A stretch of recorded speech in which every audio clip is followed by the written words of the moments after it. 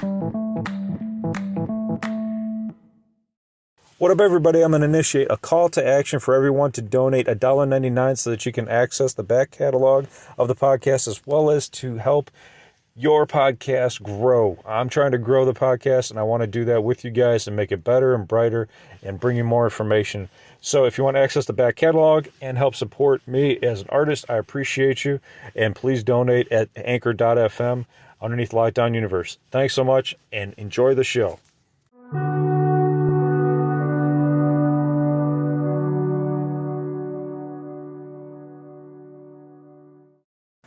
What up, what up, what up? Welcome back to Lockdown Universe, home of the bizarre, peculiar, and unheard of stories of UFO legend and paranormal lore. Welcome back, welcome back. Happy to be back. Hopefully you guys are doing excellent and taking care of yourselves.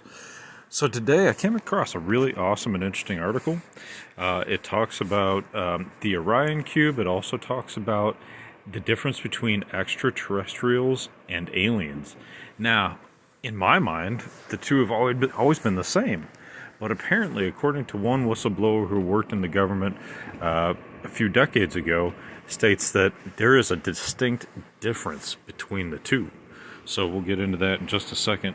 Now, if you haven't heard of the Orion Cube, it's this technology that was supposedly given to us by the Zeta Reticulans that would give us information about the expectation of the future. But we're not going to do too much on the Orion Cube. I'm going to kind of go over Dan Burrish's story and what he tells us about the difference between aliens and extraterrestrials. So Dan Burrish, this article comes to us from Infinity Explorers, written by Ansh Shrivastava back in 2018. So he talks about Dan Burrish, who got his doctorate in microbiology. He was a former worker of the secret military forces of the United States as well. And he details very puzzling information about extraterrestrials, the Orion Cube, time machines, secret government plans, and human extinction, which is interesting. So for Dan Burrish's story, we go back to 1964, where he was born in California. He studied microbiology and psychology at the University of Las Vegas, Nevada, and he graduated in 1986 with a PhD in microbiology in 1989 from New York. So this is really interesting because he used to be really interested in basketball, but his true passion was science, and after 5 years he was given a microscope, for his very first microscope, and later he became the youngest member of the Microbiology Society of Los Angeles, the youngest member. Very interesting. So, what does this have to do with aliens? Well, we're getting there. So in 1986, he receives an unexpected visit at the University of Las Vegas by a so-called secret government agent and another one. Actually, there's two in military uniform, and they offered him to work on a top-secret project where he could put his talent to work at a maximum level. In 1987, he began working at the Nevada State Government Office related to prison parole. However, in 1989, he began receiving tissue samples, and he examined them at another location and sent the report to a place of origin of the same. In the same year, he worked on a secret project called Sharp Storm. I'll have to do some research because they don't give us much information on Sharp Storm. But in 1994, he was taken to an underground location called Century 4. Now, this is the very first time I've ever heard of Century 4, so maybe I'm behind the times a little bit, but it's the very first time I've heard of it. Apparently, Century 4 is part of Area 51. And he stated he began working on the Aquarius project. He learned that the military was in possession of ships and extraterrestrial beings. One of the departments worked with the Orions, who came from the star system Zeta Reticuli, which many of us are very familiar with, right? He also received information about the Eisenhower Agreement and beings called P-50, as well as the Orions. So that's what we're going to get into, the difference between these P individuals and the Orions. He also worked in a place called the Bay of Galileo, where he saw different types of spacecraft. One of the ships that he saw was the ship that Bob Lazar worked on, which was the Sport model in the 80s, and other ships, including the ones that crashed at Roswell back in 47. So Burrish, to get to the point of our article, states that we have a misguided concept of aliens, and that he clarifies that aliens and extraterrestrials are not the same beings. The aliens are beings from other planets in our dimension. The extraterrestrials are humans from the future, and that they travel in time to solve certain problems. But they're here on Earth as they are actually the evolution of humans thousands of years in the future. So they're distinguished into 4 groups with the letter P. He states this means present time followed by the year in thousands into the future. So, for example, he states Roswell, the Roswell aliens were P24. That means our present time plus 24,000 years into the future. So this gets really interesting, right? Because many people theorize we're not going to make it past the year 3000.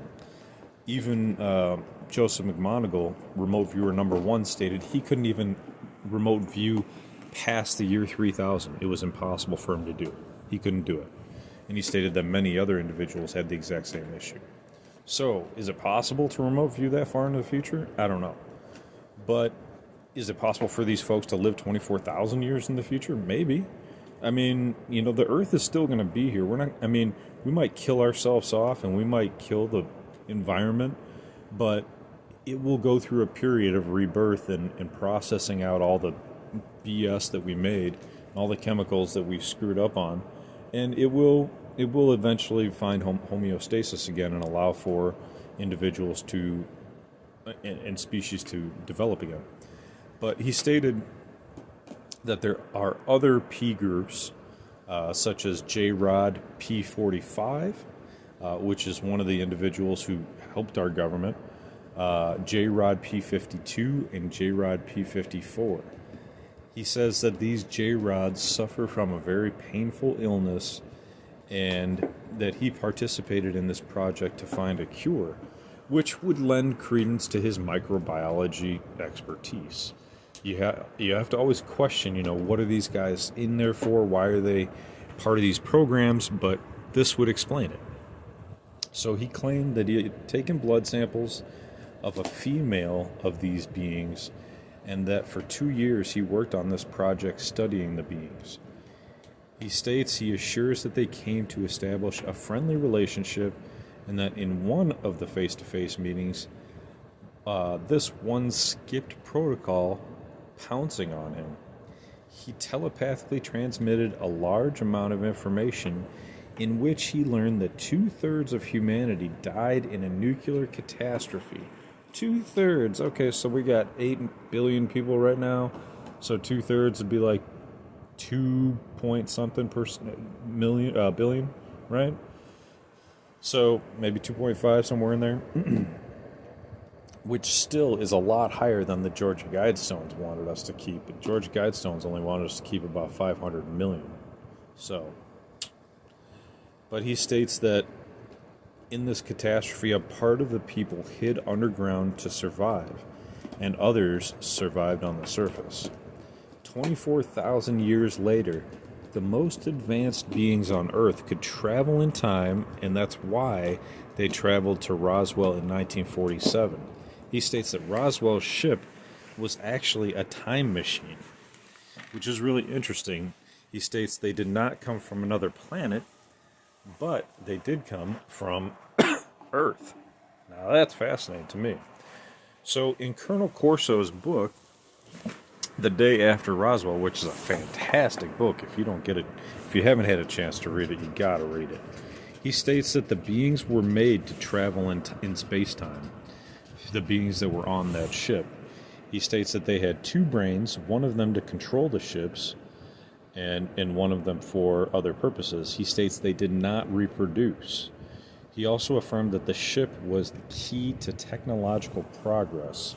So, of course, right, like the ships have all the technology and the beings have the knowledge. So the beings might be able to give them some knowledge, but not the technology per se. They might not even know how to explain the technology. So we have to kind of reverse engineer it from our standpoint. He states that there were other groups of survivors of the extinction that evolved on the moon and on Mars and finally made it out to Orion, where the P-52 individuals came from, or the Orions, which, in spite of being terrestrials, they also colonized these other places, which is really fascinating, right? Like, it's almost like humans had gone and procreated on other planets and then developed in those star systems. This is really interesting. He stated that the P-45 individuals were the most Machiavellian. They had a thirst for nuclear catharsis to pass in our future in order to justify their existence. So it's kind of like the Marty McFly syndrome, right? Like, they have to have their parents go to the under the sea dance and kiss, otherwise Marty McFly won't survive. And the same thing with these P-45s. They won't survive unless we have this nuclear catharsis to pass in our future. He states that these P-45s are also responsible for the majority of the abductions and that they lack emotional empathy. Well, yeah, I mean, they probably don't care about us, right?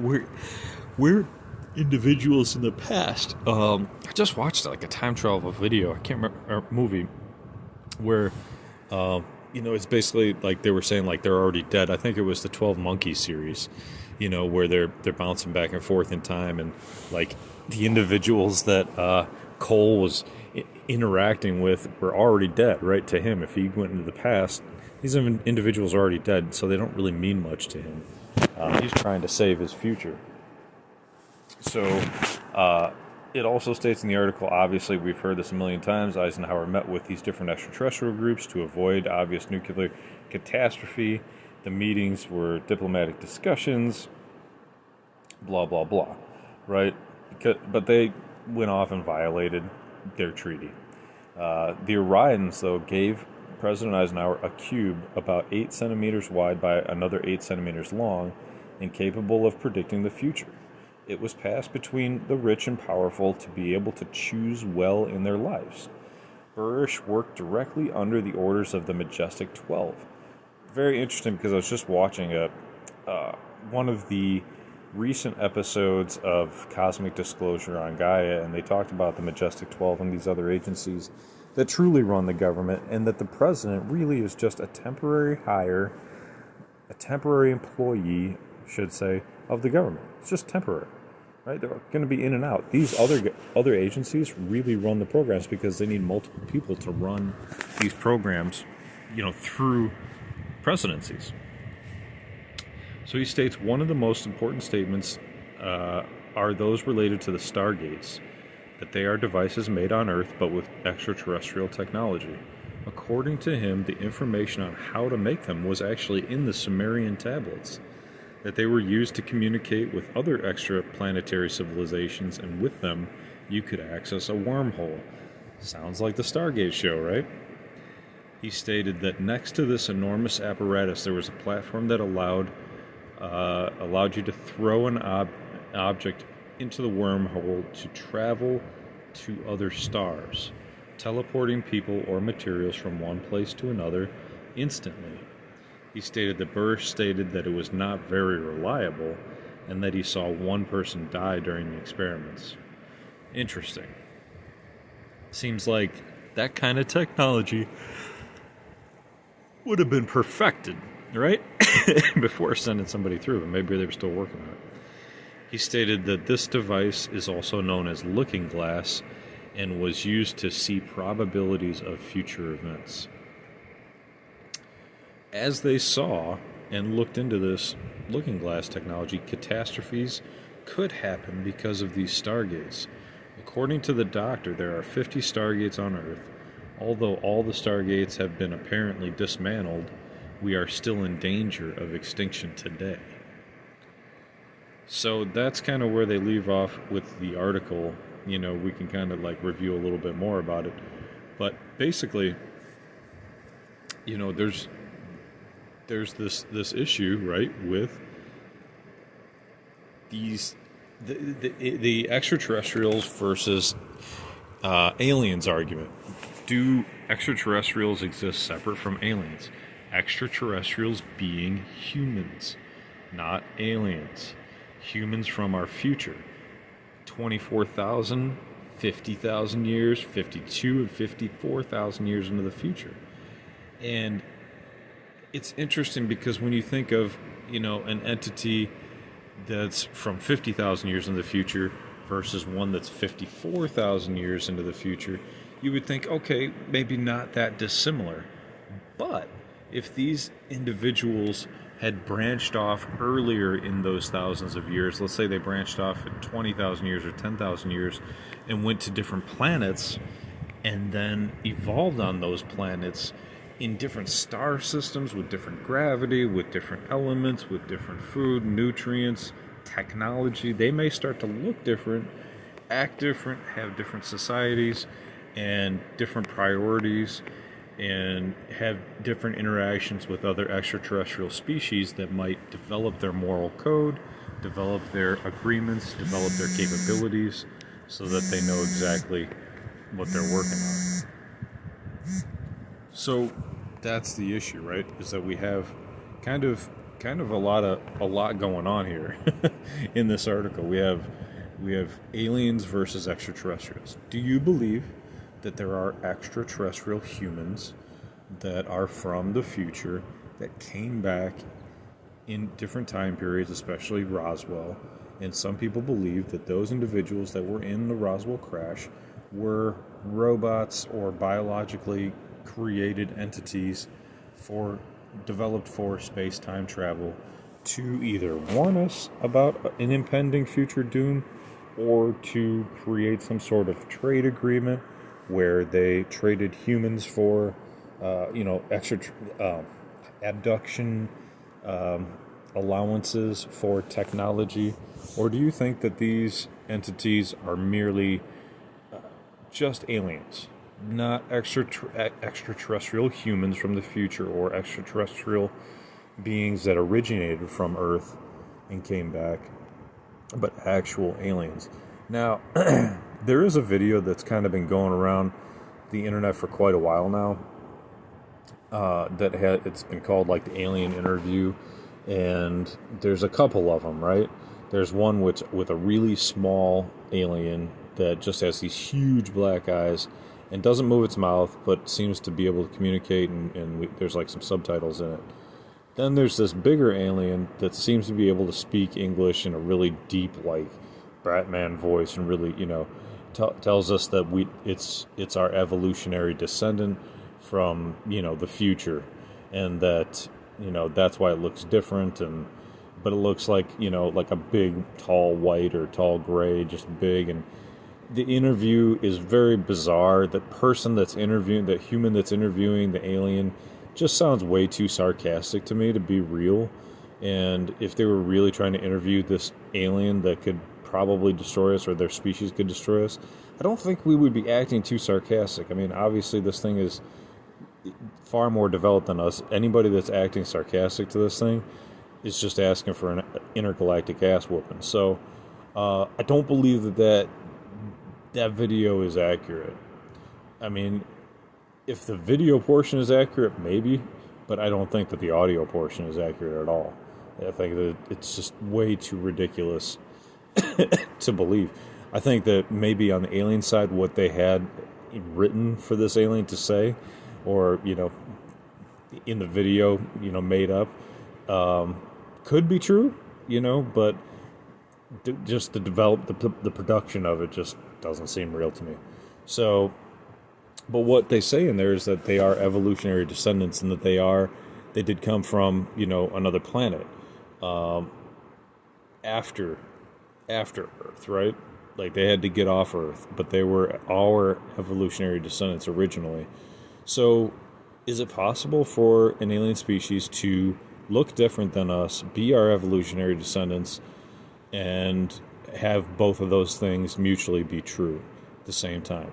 Well, if we know that the DNA genetic farmer races come here and mess with our DNA, and if we did come from, chimpanzees, well, obviously we look different than the chimpanzees, right? So is it possible for these aliens in the future to look different than humans? 1,000%. They could genetically modify themselves and over time look completely different than what we look like. Could they have larger heads to allow for a larger brain pan so that they could have more intelligence and the capability of telepathy? 110%. Could they look like they have the huge eyes? 110%.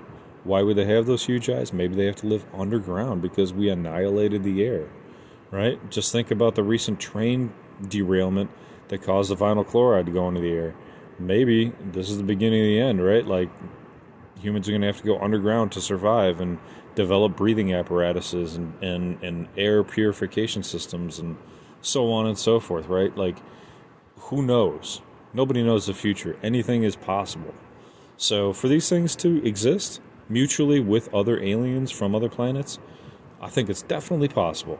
I think it's 110% definitely possible. And if we're going to survive any future catastrophes, we're going to have to make some radical changes in our lifestyle, most likely going underground. And the government has already built probably hundreds of bases underground at this point that we have factual references to because we know contractors who have worked on them and we know that they exist. We know that they exist. Just look at Area 51 and S4. The government has stated that they exist. People have gone down and worked in them and told us that they exist. So they already have these facilities that they could live in for hundreds of years probably with the technology that they could have for seed plantation to develop crops without needing to be on the top of the planet. They can do hydroponics. It was one of the ideas that they had in Stargate Universe. They had a ship that had its own hydroponic system built into it, and I'm sure there was some Star Trek episodes with the same idea. I mean, this idea goes long before this time period. So, what do you think? Aliens, extraterrestrials? Extraterrestrials, just humans from the future coming back, trying to warn us, trying to change things so that they don't have to deal with all the drama later? I don't know. Maybe. It's possible. Anyway, wanted to share it with you guys. I hope you enjoyed it. I hope you guys are taking care of yourselves physically, spiritually, emotionally, meditating, praying, doing what you need to do to take care of yourself, getting some peace and quiet for yourself, doing some fun hobbies for yourself, and, taking care of your family and your loved ones. And as always, can keep your eyes on the skies, keep questioning the universe around, keep questioning the information that we're receiving, because we know that there's a lot of people just straight up lying to us, and we have to find the truth for ourselves. So, take care of yourselves, and Lockdown Universe out.